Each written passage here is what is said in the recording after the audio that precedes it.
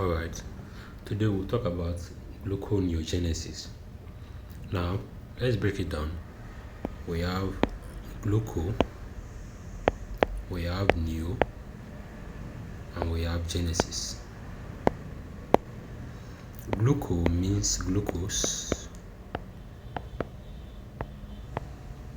neo means new,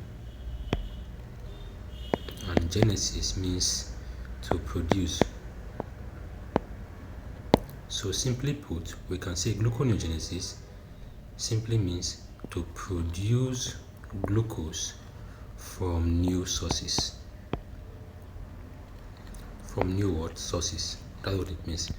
Gluconeogenesis simply means production of glucose from new sources. And the next question you want to ask me is, what are these new sources? And I will answer you by saying that there are about 4 new sources we can use for gluconeogenesis. There are about what? 4 new sources. Number 1 is lactate.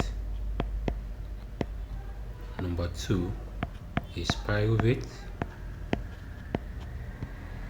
Number 3 is glucogenic amino acid. Glucogenic amino acid.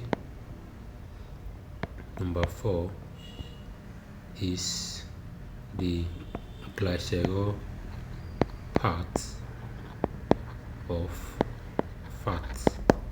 Okay, so these are your major gluconeogenic substrate: lactate, pyruvate, glucogenic amino acid, and the glycerol part of fat. Okay, now let's see how well we can use this substrate to get to glucose.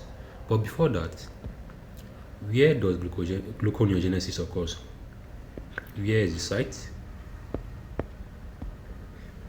And when does it occur? These are critical questions we should be able to answer. Now, in terms of where, it occurs in the liver, in the kidney, and to a lesser extent in the small intestine. So it occurs in the liver, kidney, and to a lesser extent in the small intestine. Now, when will this occur?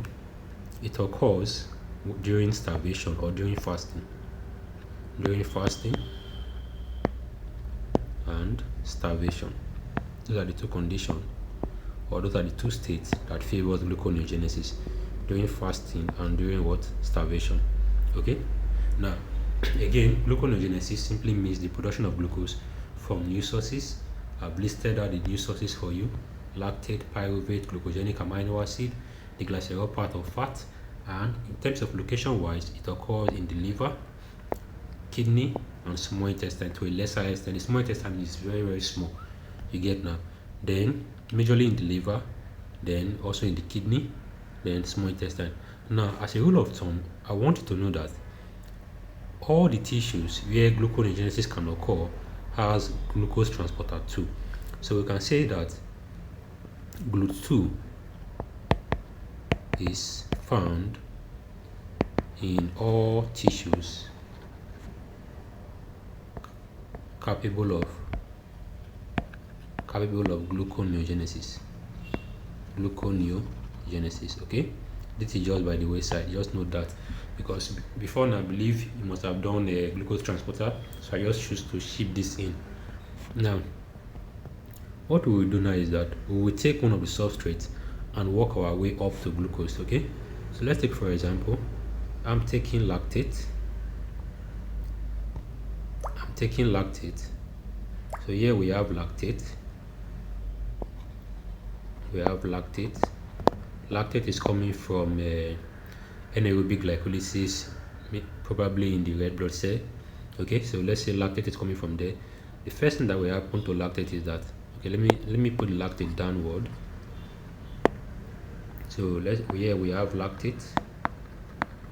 The first thing that will happen to lactate is that it will be converted first to what? To pyruvate, using lactate dehydrogenase enzyme.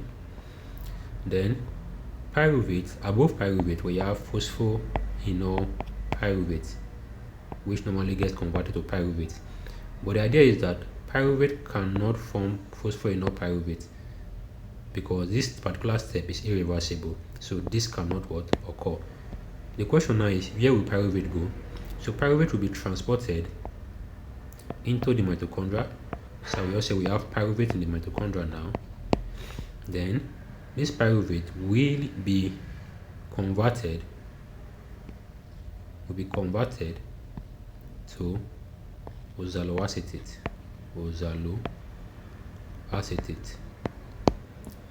Oxaloacetate will be converted to malate using an enzyme. Okay, let's take it slowly. Again, we have pyruvate. Pyruvate get converted to get transported into the mitochondria. Then it gets converted to oxaloacetate using an enzyme called pyruvate. Let me write this in yellow. So the enzyme is called pyruvate carboxylase. Okay, so what we do here is that we add carbon dioxide to the reaction and we got oxaloacetate. Now oxaloacetate will be converted to malate. Then malate, through the malate shuttle, will be carried out of the mitochondria into the cytosol.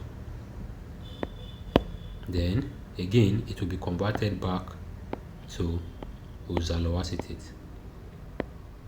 So the idea there is that we needed to bring oxaloacetate out of the mitochondria, but this oxaloacetate, it is so important in the Krebs cycle. So we have to convert it first to malate, then transport malate out of the Krebs cycle, then out of the mitochondria. Then once we get the malate in the cytosol, we convert the malate back to oxaloacetate. Okay, now I can just put a pen here. I can say on this side of the divide we have mitochondria. Okay, I think it ought to pass through here. So on this side we have what? Mitochondria. Okay, so that is for that. Now our oxaloacetate is now in the cytosol. So what we do is that we will convert oxaloacetate back to phosphoenol pyruvate. The enzyme responsible for this is called PepsiK.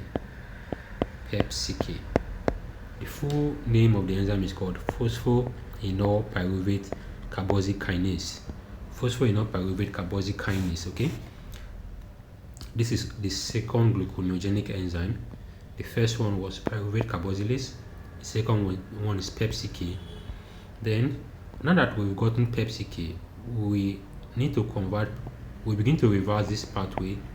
We reverse it up till when we get to fructose 1,6-bis phosphate. Now, to convert fructose 1,6-bis phosphate to fructose 6-phosphate, that enzyme is irreversible. So we need to employ another special enzyme that is called fructose 1,6-bis phosphatase. Okay, so this will be our third enzyme, fructose 1,6-bis phosphatase. Okay, that is the name of the enzyme. Converting it to what? To fructose 6-phosphate. Now fructose 6-phosphate will be converted to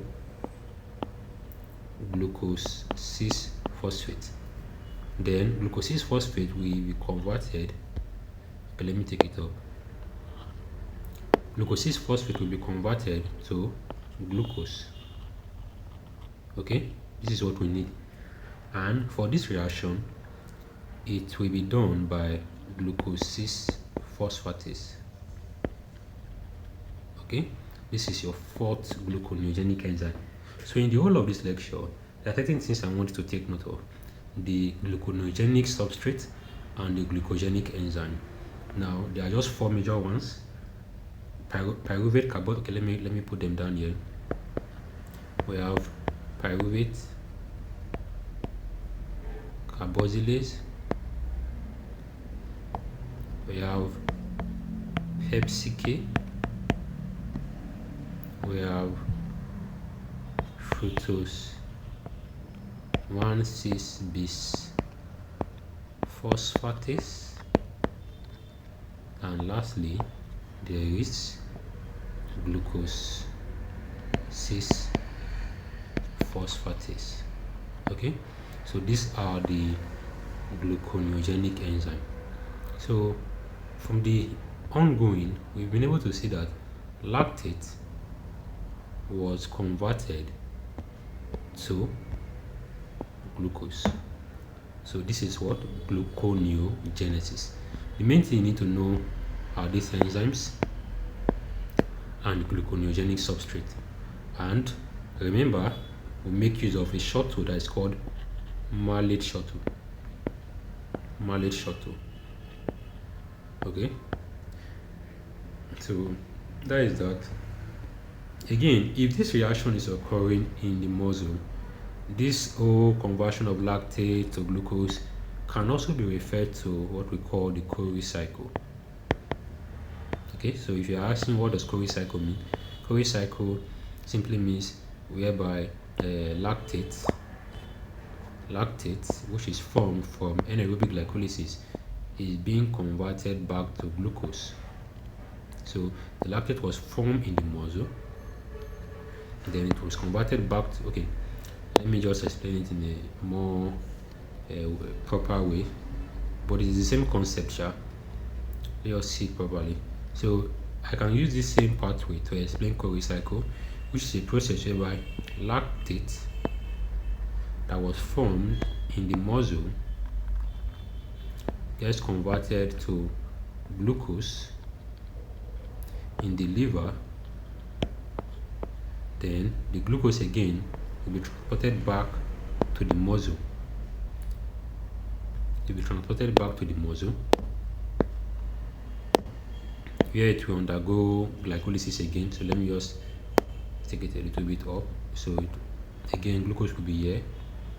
Then through glycolysis, it will be converted back to lactate. It's through glycolysis. Okay. Then lactate again will be converted back to glucose through gluconeogenesis.